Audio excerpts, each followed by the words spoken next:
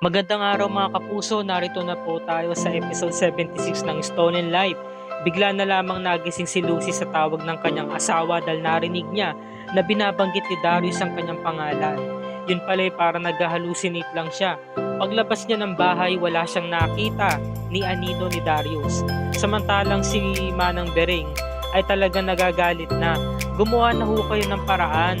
Pabilisin niyo na po yung pagkilos ninyo. Dahil po kakatawag lang po sa akin ng amo ko si Ma'am Ason galing Amerika. Lubos na nag-aalala sa kanyang apo na si Darius. Kagagaling nga lang niya po sa kanyang sakit. At pagkatapos kakakasal lang nila ni Sir Darius sa ni Ma'am Lucy. Ganito pa ang nangyayari. Manang, kumalma lang ho kayo. Mahanap din po nila ang kinaroroonan ni Darius. Ngayon tumawag na nga itong mga pulis at meron na nga lead sa kinaroroonan ni Para dahil natagpuan na raw ito. Kaya naman sumama itong si Lucy sa operation na ginawa ng mga pulis.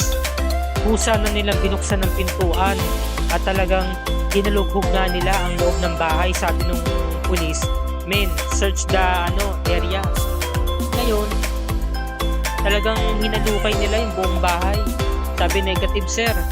Yun pala, meron palang isang kwarto doon na hindi pa nila napupuntahan at nahuli na nga nila itong si Para. Namistula bang buntis? Sabi niya, "Huwag niyo akong hulihin. Buntis ako, may anak ako.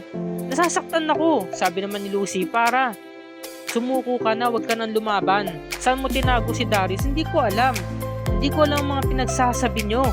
Huwag niyo akong hulihin. Buntis ako. Ang sakit ng tiyan ko. Ano ba? Lucy, tulungan mo ako. Buntis ako, hindi nila ako pwedeng tangayin at dalhin sa presinto." Sabi niya, "Ano ba? Ba't niyo ba ako kinakaladkad?" Ayaw pa niyang pumasok sa loob. Nagpupumiglas. "Ba't niyo ba ako dinadala dito? Ano ba?" Sabi naman ni Lucy, "Para sabihin mo na ang totoo. Saan mo tinago si Darius? May mga ebidensya kami laban sa'yo. Kitang-kita namin sa CCTV na tinangay mo si Darius. Hindi ko alam ang sinasabi mo, Lucy. O di ba wag kang magpanggap dyan? Ano, nawawala si Darius? Naku, Lucy, tulungan natin si Darius na hanapin siya. May anak kami. Para, tigilan mo na ako dyan sa mga palabas mo. Nakunan ka, wala kang anak. Wala ka ng anak ngayon. Wala kayong anak ni Darius. Kaya sabihin mo na ang totoo. Saan mo siya tinago? Hindi totoo. Ang mga pinagsasabi mo, Lucy, may anak kami ni Darius. Eto, ano to? Nakita mo man ang laki-laki ng tiyan ko, di ba? Ganon. Sige, papatayin ko na lang tong sarili ko. Sasaksakin ko tong bata na nasa loob ng tiyan ko. Hinahabol niya talaga si Lucy. Nagkagulo pa sa loob ng presinto. Nagmamakaawa na po si Lucy. Na sana nga, kuminahon itong si Para kumalma. Ngunit napigilan naman agad ng mga pulis. Siyempre mga lalaki, malalakas yan eh. At mas marami sila kaysa kay Para.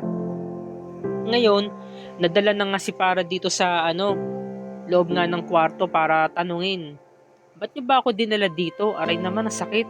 Buti na lang talaga, kinalag mo na tong poses ko. Nararamdaman kasi ng bata na nahihirapan yung nanay niya." Teka, pwede na ba ako umuwi?" "Hindi ho, ma'am. Kailangan niyo pa pong sagutin yung mga tanong ko. Saan niyo po ba tinago yung asawa niyo?" Samantala, sabi naman ng pulis, "Mabuti ho, ma'am, at sobrang haba ng pasensya niyo sa pinsan niyo." Sabi naman ni Lucy, "Kinakailangan po talaga siyang magsalita dahil siya na lang po yung magtuturong lead kung saan po yung kinaroroonan ng asawa ko. Kailangan po talaga makumbinsin natin siya magsalita, di ba?"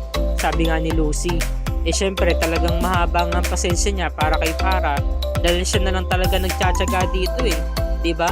Samantalang si Para talagang nagmamatigas.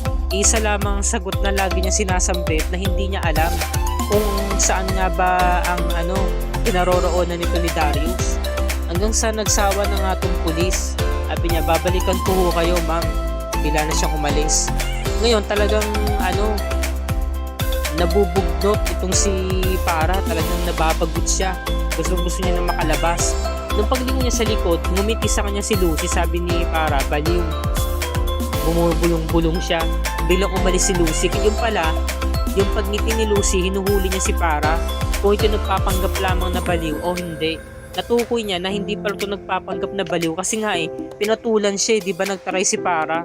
Ngayon, nung wala na nga si Lucy, sabi niya, "Mabuti na lang talaga hindi nila kinapatong tiyan ko. Meron palang lamang libro.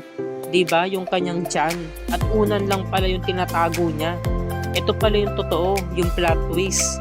Naghahanap siya ng libro, sabi niya, dito nang tinatago ni nanay yun, sabi niya, dito niya tinago eh.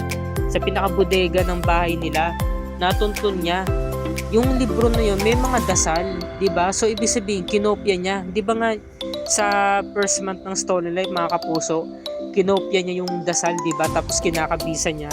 So, yung kwintas, nandito rin. So, meron siyang balak na gawin ulit yung astral projection. Kahit wala na sa kanya yung libro, nasa kanya pa rin yung kopya ng mga dasal. Diba yung Latin saka yung kwintas. Ngayon sabi niya, dito pa lang sa loob. Kailangan hindi ka nila mahalata. Ngayon sabi niya, tagal naman, babalikan pa ba nila ako dito? Parang ako na lang mag-isa dito Teka, parang sinuswerte ako Nagkaroon tuloy ng pagkakataon si Para na makalabas nga ng presinto. Hanggang sa nakalaya na nga siya, tumakbo siya. Ngunit patibong pala to para matuntun siya ng mga pulis para masundan siya ni na Lucy. Kaso nga lang, ang kahinaan nga ng mga pulis, ba't sila nakasakay sa may kotse? Natuntun tuloy sila ni Para, nalaman tuloy sila ni Para na sinusundan siya. Ngayon, sabi nga nito ni Para, tabi dyan. Sabi to sa tatlong tao naglalakad. Dahil nga nagmamadali nga siya. Sabi naman nung pulis, yung officer, sabi niya, ma'am, talaga hong naniniwala kayo sa kanya na hindi siya nababaliw? Opo, kasi nahuli ko po siya kanina Nginitian ko po siya tapos tinarayan niya ako. Yun po yung isa sa mga bagay na ayaw niya sa akin kapag ginagawa ko yun sa kanya. Kaya alam ko po, natukoy ko na nagpapanggap lang siyang baliw. Ngayon, may tuturo niya sa atin kung saan niya tinago si Darius. Ngayon, nagmamadali na tong si Para.